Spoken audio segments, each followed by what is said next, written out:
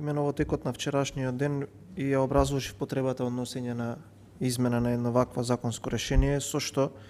во насока на стратегијата која што нашата држава ја има превземено за транспонирање на производството на електрична енергија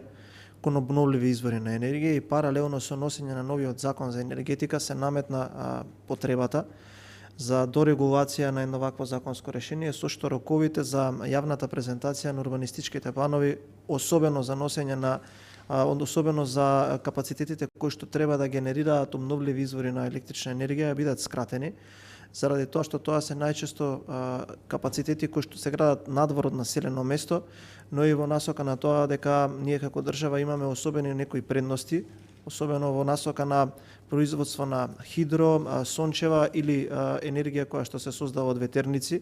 а и имаме стратегија на привлекување на капацитети кои што тука би произведувале таква електрична енергија,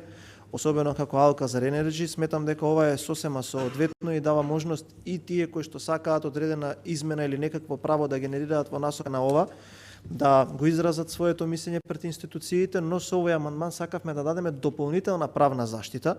како и тие забелешки кои што потенцијално би ги имале некои граѓани бидат соодветно застапени и затоа предлагам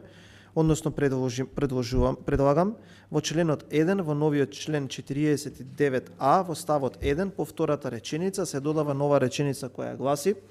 за јавната презентација се изготвува извештај од страна на стручна комисија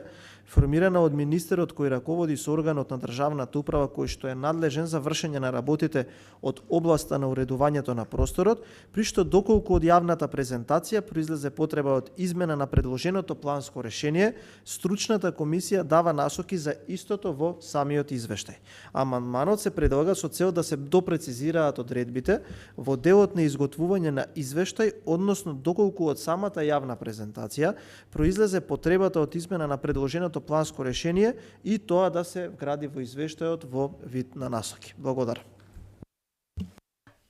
Ви благодарам, господин Стојановски. Дали бара некој